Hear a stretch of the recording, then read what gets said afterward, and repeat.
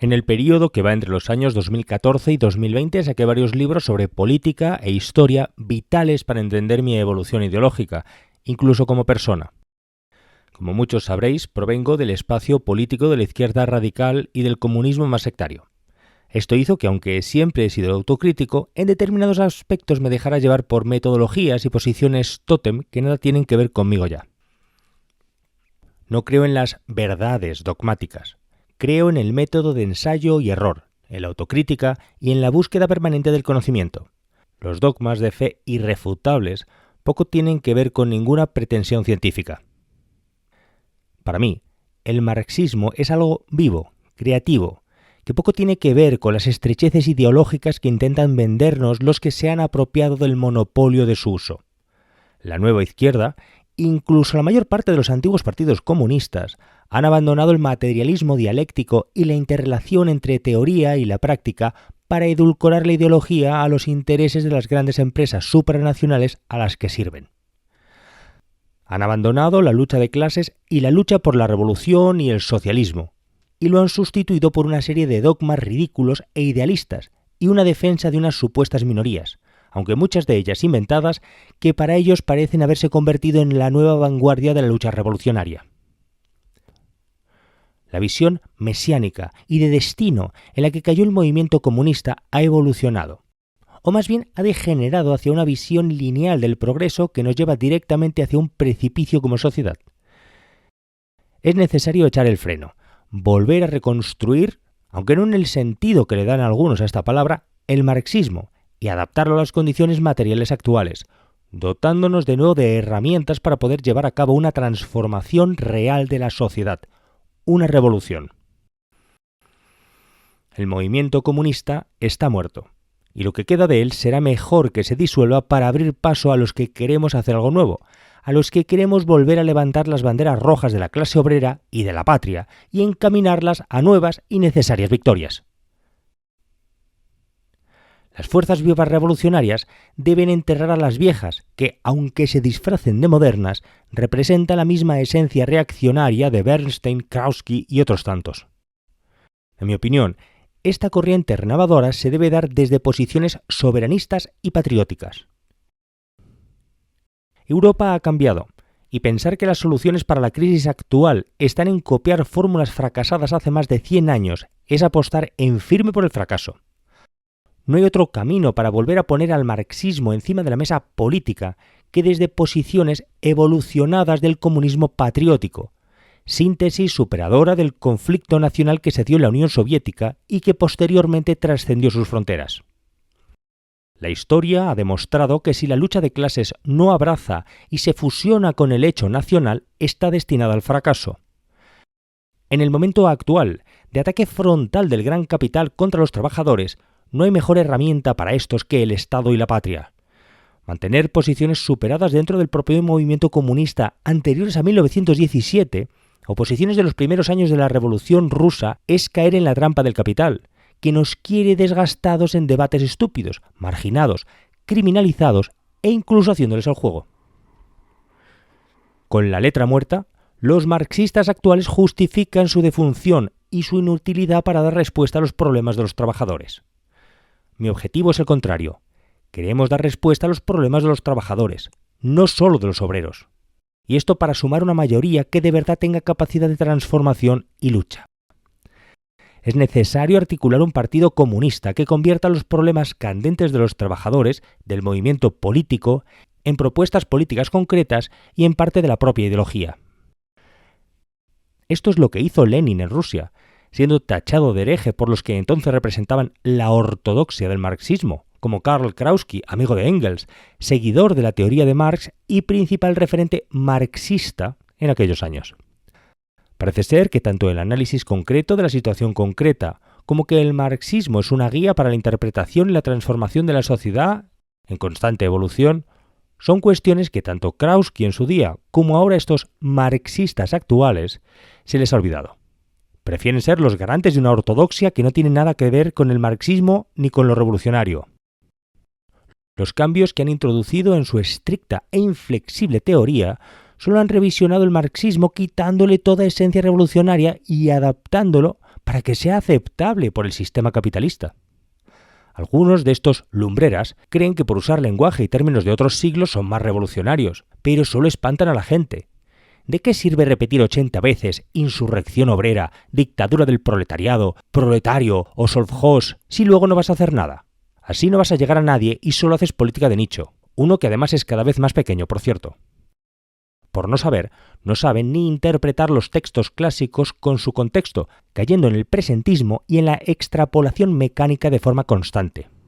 ¿Qué hubieran dicho estos personajes cuando los bolcheviques hicieron que su lema principal para llamar la atención fuese paz, pan y tierra?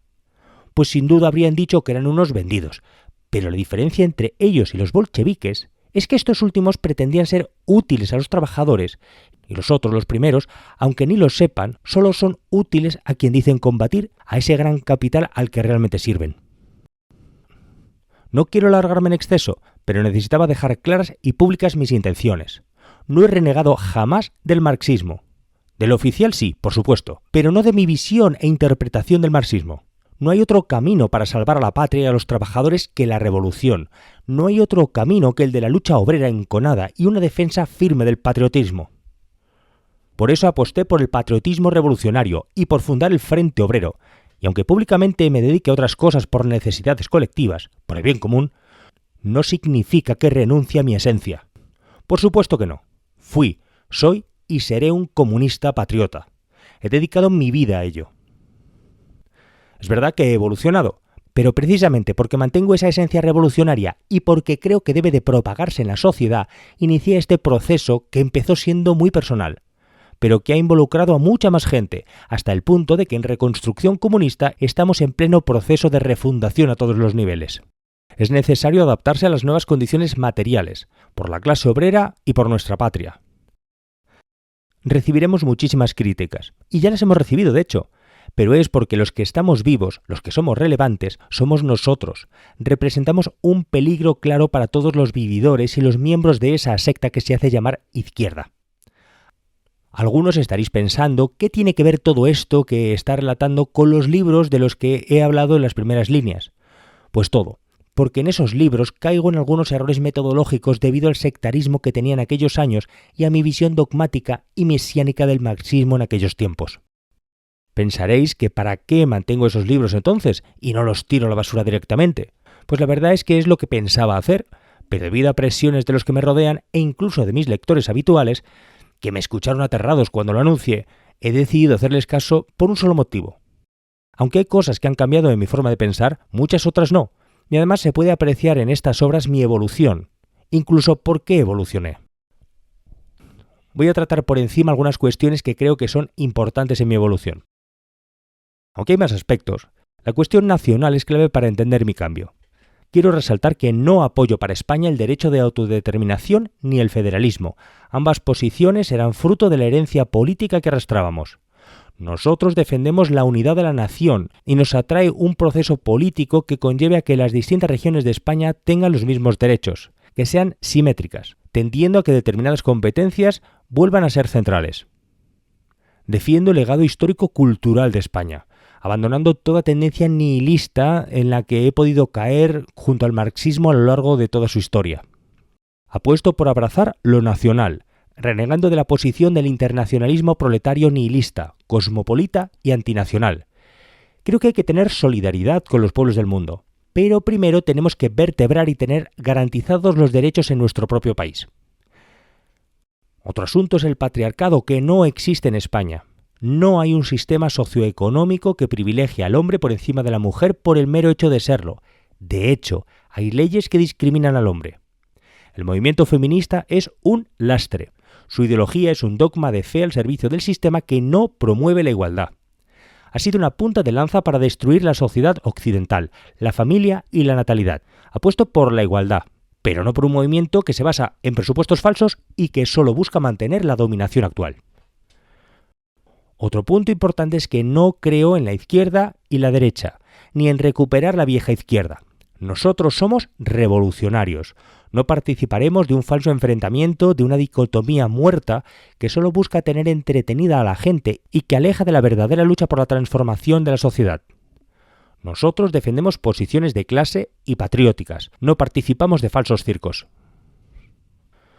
Todos esos libros de aquella época están escritos con una terminología caduca que si tuviera que rehacerlos no utilizaría. Los textos tienen que ser accesibles y fáciles de entender para la gente. Su función no es ser leídos en un club de lectura de marxistas. Deben tener una función agitativa y formativa de concienciación. Algunos me dirán, sacándome cierta cita, que primero se cambian los términos y luego el contenido. En el caso de los que me lo dirán, han hecho justo lo contrario. Han mantenido el término, pero han revisionado y degenerado el contenido.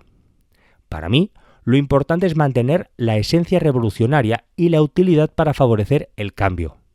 Con respecto a mi libro Historias de la España revolucionaria, el tema terminológico es del Cretácico. Y aún no había desarrollado mis estudios en historia, por lo que la metodología empleada no es la que uso ahora, que sí considero científica, a diferencia de la anterior que estaba en las coordenadas del mesianismo del destino del que adoleció durante mucho tiempo los historiadores de la tradición clásica u ortodoxa marxista, que tenía más propagandistas que historiadores.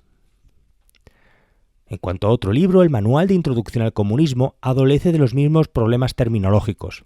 Es un resumen, un esbozo sobre la base de lo que yo interpretaba que era el marxismo-leninismo.